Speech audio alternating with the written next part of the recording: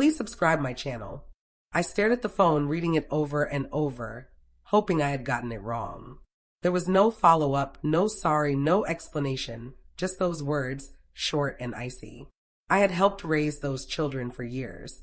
I drove them to school in my town, stayed up late talking with them, bandaged cuts, helped with homework, planned birthday parties. I wasn't perfect, but I was there. Being called a stand-in hurt more than I thought it would. The word real kept ringing in my ears, sharp and on purpose. At first, I didn't feel mad.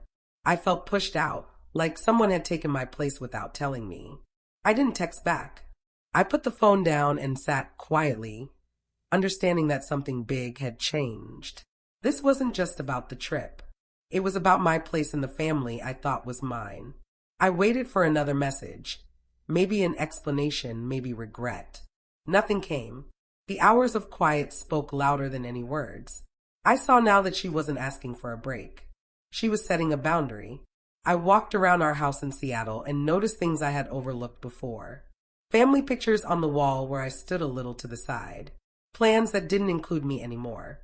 Daily habits that went on fine without me. I packed quietly, not out of anger, but on purpose.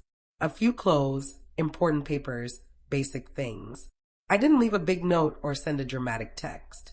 I wasn't trying to hurt anyone. I just didn't want to sit home waiting to be pushed away again. Sometimes the most dignified choice is to simply leave.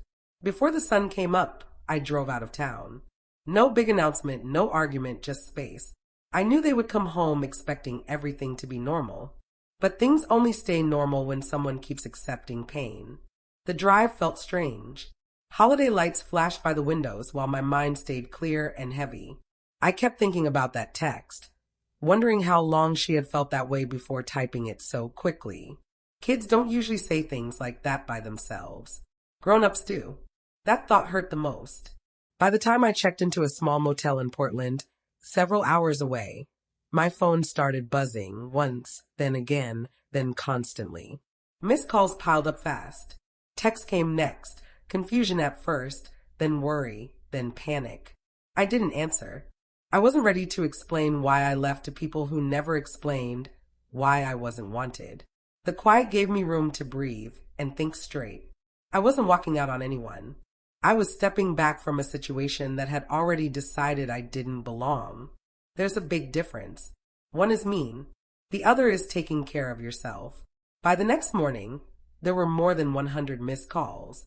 The 105 messages went from angry to sorry to desperate.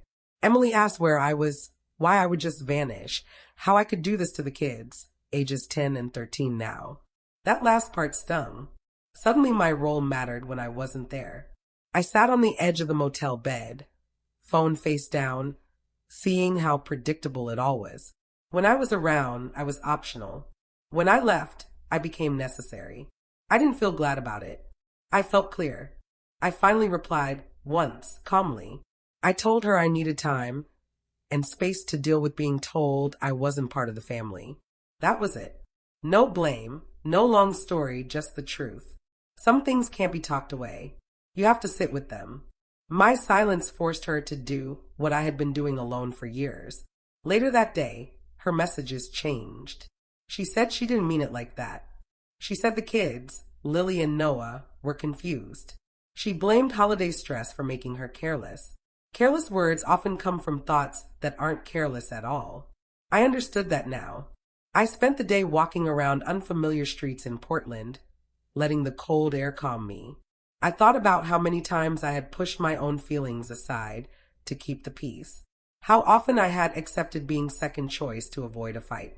Real love doesn't ask you to disappear. True commitment doesn't make you feel small. By evening, my choice felt solid. Leaving town wasn't a sudden move. It was long overdue. I wasn't running from duty. I was facing the truth without distractions. Sometimes distance doesn't break connections. It shows whether the connection was equal to begin with. When we finally talked on the phone, her voice shook. She said she never thought I would actually go. That one sentence explained it all. She had counted on me always staying, no matter what. I told her calmly that being told I wasn't wanted on a family trip wasn't small. It was a clear message about where I belonged. She cried, said sorry, promised we could go to counseling and things would change. I listened without cutting in. Apologies are important, but when they come matters too. I explained that I wasn't trying to punish her or the kids. I was protecting myself from being slowly pushed out. The call ended without fixing everything. Not because we were mad, but because clarity doesn't always give quick answers. Sometimes it just ends the mixed signals. The days after were calmer, fewer calls, longer quiet moments. I used that time to think about what I really wanted ahead. Not just in the marriage, but for myself. I saw how much I had built my sense of worth around being needed instead of being valued. Walking away made me face that honestly. I wasn't weak for staying so long, but I was strong for leaving when I saw my place was only guaranteed if I accepted less. I didn't know what would come next, but I knew the past couldn't give me what I needed anymore. Peace started to settle in, not as a big relief, but as steady ground. Steady feels strange when you've lived with emotional ups and downs for years. Looking back, that one text before Christmas changed it all. The kids want their real dad wasn't just keeping me out of a trip. It was showing the truth. When I quietly drove away to Portland, I wasn't trying to prove anything. I was finally believing what had already been said. The 105 missed calls weren't proof of love. They were proof of shock. Here's what I learned. When someone shows you where you stand, believe them the first time. You don't have to argue, plead, or fight for a spot. Sometimes the strongest thing you can do is walk away quietly. Leaving didn't ruin my life. It ended the confusion. And ending confusion is usually the first step toward self-respect, clear thinking, and real peace.